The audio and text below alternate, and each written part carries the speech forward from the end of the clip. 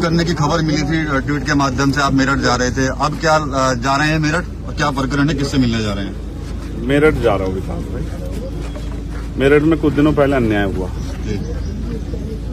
दादरी गांव में एक पंचायत हो रही थी जो गुजर समाज के सम्मान को लेके, महापुरुषों को लेके पंचायत थी।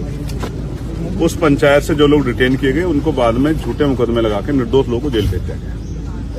आज पूरा गुजर समाज देख रहा है कि उनके बच्चे बंद हैं जेल में, उन पर लगातार झूठे मुकदमे लगाए जा रहे हैं। ये भी मुझे पता लगा कि उन्होंने वहां भूख हड़ताल अनशन शुरू कर दिया है। हमारी पार्टी के राष्ट्रीय महासचिव भाई रविंद्र कुमार भाटी जी भी उस आंदोलन में आए। हमारी पार्टी को कमजोर करने के लिए और हमें डराने के लिए हमारे राष्ट्रीय महासचिव साहब को भी जेल में बंद किया गया। बात रविंद्र भाटी जी की तो है, लेकिन उनके साथ जो निर्दोष गुजर समाज के लोग बंद हैं, जिसमें सहारनपुर के लोग भी, आपकी जानकारी के लिए मुजफ्फरनगर के लोग भी, तो सब जगह से लोगों में बेचैनी है, लोगों में गुस्सा है और उनका कहना है कि हम सबकी तरफ देख रहे हैं लेकिन हमें आपके ऊपर भरोसा है कि आप ही इस अन्याय को रोकने में हमारी मदद करें। तो आज उन परिवारों से मिलने जा रहा हूं, उन भाइयों से जो जेल बंद है। और सलावा में जिस तरह से आपने और मैंने देखा कि रात को विवाद होता है, सुबह बुलडोजर आके 50-50 साल पुराने मकानों को जमींदर्ज कर देता है, ये बात इस बात का प्रमाण है कि उत्तर प्रदेश में कानून व्यवस्था दम तोड़ चुकी है। और एक कहावत है ना, जिसकी लाठी उसकी भैंस, यही चल रहा है। इस अन्याय को रोकना पड़ेगा और रोकने के लिए जन आंदोलन की जरूरत है, सड़कों को लोगों से पाटने की जरूरत है, आंदोलन की जरूरत है, जो सरकार को ये पता लग जाए कि अन्याय लोग स्वीकार नहीं करेंगे। इसलिए उन परिवारों से मिलने के लिए जाऊंगा और जाकर उनके दुख को सुनूंगा और लोकसभा में, सड़क पे, चाहे बड़े से बड़ा आंदोलन करना पड़े निर्दोष लोगों को छुड़ाने के लिए, उनके झूठे मुकदमे वापस लेने के लिए, तो उसके लिए भी प्रयास है। आजम खान साहब से मिलने कब जाएंगे? जब आप जिक्र करते हैं आजम खान साहब का, तो मुझे कई सारी चीजें याद आती हैं जो आज एक मेरे साथ भी हुई है। बता रहे फोन आया किसी का? हाँ, एक बड़े अधिकारी का फोन आया, उन्होंने मुझसे कहा आप मेरठ नहीं जाएंगे जेल में उनसे मिलने, सलाव के पीड़ितों से मिलने। मैंने उनसे आग्रह किया कि भाई मैं जाना चाहता हूं, तो उन्होंने मुझे धमकी देते हुए कहा कि आपके जो एमपी एमएलए कोर्ट के मुकदमे चल रहे हैं उनमें हम आपको देखेंगे। मैंने उनसे कहा कि प्रिय भाई, मैं मानता हूं आप बहुत बड़े अधिकारी हैं, लेकिन न्यायपालिका किसी की जेब में नहीं। जिनको ये लगता है न्यायपालिका उनकी जेब में है, ये लोकतंत्र पे एक बहुत बड़ा सवाल खड़ा होता है, खतरा खड़ा होता है। अगर कोई अधिकारी इस तरह की भाषा का प्रयोग करता है राजधानी में बैठ के, तो हमें समझना पड़ेगा कि आजम खान साहब के साथ क्या हुआ और किन किन मुकदमों में निर्दोष होते उनको सजा हुई।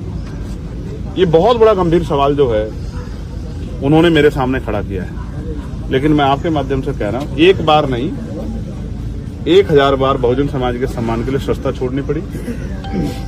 इसमें आज हम गुजर समाज, मुस्लिम समाज पर अन्याय उसमें जा रहे हैं, या किसान, कमेरे, दलित, पिछड़े, किसी के लिए कोई अन्याय होगा उनके लिए सस्ता छोड़नी पड़ी। एक नहीं 1000 बार सरकार छोड़नी पड़े भविष्य में, या जान की बाजी लगानी पड़े, पीछे नहीं हटेंगे। ये मेरा उन अधिकारी महोदय को आग्रह है। मैं संवैधानिक आदमी और मैंने उनसे भी ये भी कहा कि श्रीमान मेरे भाई, सरकार बदलेगी, लोगों के हालात बदलेंगे, आप भी हैं, हम भी हैं।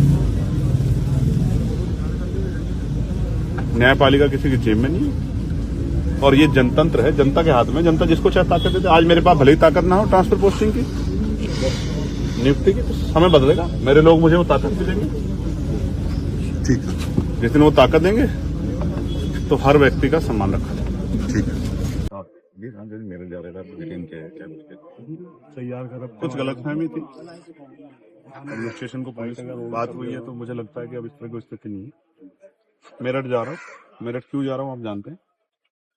मेरठ में गुजर समाज के 2 दर्जन से ज्यादा भाइयों को, निर्दोष भाइयों को झूठे मुकदमे लगा के बंद किया।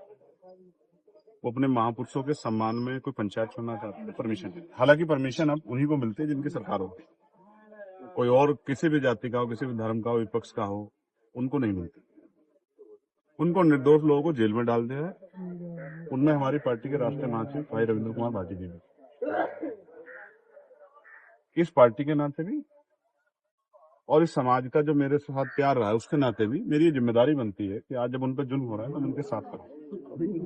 अपने भाइयों से मिलने जा रहा हूँ, सलाव के पीड़ितों को। अब कोई नियम कानून नहीं बचा है प्रदेश में। आपका मेरा किसी बात विवाद हो गया, आप सरकार के पक्ष में हैं, मैं सरकार के खिलाफ हूं, तो मेरे घर पे बुलडोजर चलेगा। सुप्रीम कोर्ट ने भी कहा कि बुलडोजर नीति ठीक नहीं है। क्या तो बुलडोजर चले? जो मकान 50 साल से बना हुआ है वो एक झटके से अवैध कैसे हो सकता है कि रात में कोई विवाद हुआ, सुबह अवैध हो गया, सुबह बुलडोजर आ गया, मकान गिरा दिया गया। तो ये जो अन्याय है, ना न्यायपालिका की जरूरत है, ना वकीलों की जरूरत है, ना एडमिनिस्ट्रेशन की जरूरत है, बस बुलडोजर चला दो। ये जो दमन है, इस दमन को नहीं स्वीकार किया जाता, इसलिए दमन के खिलाफ जाएंगे और अपने भाइयों की बात सुनेंगे और उनकी आवाज को लोकसभा में भी, सड़क पे भी उठाने का काम करें। उनको बड़ा आंदोलन करना पड़ा निर्दोष भाइयों को छुड़ाने के लिए, उन पर झूठे मुकदमे में वापस लाने के लिए करेंगे, चैन से नहीं बैठेंगे। तो आजम खान साहब से मिलेंगे आप? हाँ, आजम खान साहब का जब आप जिक्र कर रहे हैं तो मेरे याद आया कि आज मुझे एक बड़े अधिकारी ने फोन किया, और जब वो फोन आया उसके बाद जब मैं 10 मिनट बैठा तो मुझे आजम खान साहब याद आए और अब्दुल्ला आजम याद आए। तो उन्होंने मुझसे कहा कि आप वहां नहीं जा सकते हैं। मैंने उनको कहा कि क्यों भाई, क्यों नहीं जा सकता? मैं एक संवैधानिक पद पे हूँ, एक चुनाव सांसद हूँ, अपने भाइयों से मिलने क्यों नहीं जा सकता? सलावा के पीड़ितों से मिलने नहीं जा सकता? तो मैंने मना किया कि भाई ये अन्याय, ये तो जो है इस तरह की तानाशाही तो मैं नहीं चाहूंगा, मैं तो जाऊंगा। तो उन्होंने मुझसे कहा कि आप जानते नहीं आपके मुकदमे एमपी एमएलए कोर्ट में चल रहे हैं, हम आपको वहां देखेंगे। तो मुझे एकदम आजम खान साहब याद आए बैठने के बाद। मुझे ऐसा लगता है, अधिकारियों को लगता है कि एमपी एमएलए कोर्ट उनकी जेब में पड़ा है, न्यायपालिका उनकी जेब में। ऐसी गलतफहमी किसी को नहीं होनी चाहिए, एक बात। दूसरी बात, जो अब आपको कह रहा हूँ, इसी समाज का हिस्सा हूँ, इसी बहुजन समाज का। इनके लिए, चाहे उसमें मेरा गुर्जर समाज हो, चाहे मेरा जाट समाज हो, चाहे सिख समाज हो, चाहे दलित समाज, चाहे मुस्लिम समाज हो, चाहे किसान समाज हो, अगर इनके लिए एक बार नहीं सदस्यता 20 बार में सस्ता देनी पड़ी तो पीछे नहीं हटूंगा। मेरा नाम चंद्रशेखर आजाद है। और सस्ता क्या होती है? अगर जान भी देनी पड़ी तो जान देने से पीछे नहीं हटूंगा। अगर इनके साथ अन्याय होगा तो पीछे नहीं रहूंगा। अगर सरकार में होते और हमारी सरकार करे तो सरकार छोड़ देते। आज अपने भाइयों पे जो अन्याय किया जा रहा है, चाहे वो गुर्जर समाज के, मुस्लिम समाज के, अगर आज उनके पिछले वर्ग के लोग रक्षा नहीं कर पाते उनके स्वाभिमान सम्मान की, तो सरकार छोड़ देते। तो सस्ता की बात कर रहे हैं। जिस जुल्म के आगे घुटने नहीं टेकेंगे। जातिगत रैलियों पर रोक लगाई गई उत्तर प्रदेश में। यही सरकार सब ज्यादा करती थी। इन्होंने जाति के आधार पर मंत्री बनाए, इन्होंने बड़े बड़े पोस्टर लगाए। उत्तर प्रदेश में तो ट्रांसफर, पोस्टिंग, नियुक्तियां सब जो है जाति के आधार पर होती है। लंबे लंबे समय में डीजीपी नहीं मिलते, कितने समय तो कार्यवाहक डीजीपी से काम चलाना पड़ता, सब आपके सामने है। हम तो भाईचारा सम्मेलन कर रहे हैं, प्रबुद्धजन सम्मेलन कर रहे हैं, बताओ कौन सी जाति है? किसान सम्मेलन कर रहे हैं, महिला सम्मान सुरक्षा सम्मेलन कर रहे हैं, इसमें बताओ कौन सी जाति है? और उनके यहाँ देखो, बकायदा जातियों के बोर्ड लगते हैं, जब बकायदा जातियों के बैनर लगते हैं, बकायदा जातियों पे चर्चा होती है। तो हम एक ही बात कहना चाहते हैं। आपका नाम क्या है? दीपांशु शर्मा। और ये आप शर्मा नहीं बताते तो मुझे कैसे पता लगता कि आप किस जाति में पैदा हुए? बताइए। अगर दीपांशु ही होते तो मुझे कैसे पता लगता? तो मेरा ये मांग है कि अगर ये करना, ये बाबा साहब इसके प्रबल समर्थक थे, उन्होंने नेशन ऑफ कास्ट में इसको लिखा है, तो उसका सबसे आसान तरीका ये है मेरे भाई कि पार्लियामेंट में कानून बने। ये बड़ी जातिवाद बहुत बड़ी बीमारी है, पूरे देश को लगी हुई है। तो लोकसभा में कानून बने, लोकसभा से पास हो, सुप्रीम कोर्ट उसको इम्प्लीमेंट कराए, और कोई भी आदमी अपनी जाति का, अपने नाम के आगे सरनेम ना लगाए, हर कोई भारतीय लिखे। भारत है ना, ये भारतीय लिखे सब लोग। हम लोग सबसे बड़े प्रबल समर्थक होंगे। मैं किसी और कानून का समर्थन करूंगा, इसका समर्थन करूंगा और इसको इम्प्लीमेंट कराने के लिए घर घर जाके लोगों को समझाऊंगा। मैं अभी भी समझा सकता हूँ, लेकिन सोचो जो लोग मुझे मानते हैं मैं उनको समझा दूं और दूसरे जो लोग हैं वो ना समझे, तो फिर भी ऐसा ही बना रहेगा। एक की तो पहचान हो जाएगी, बाकी की नहीं हो पाएगी।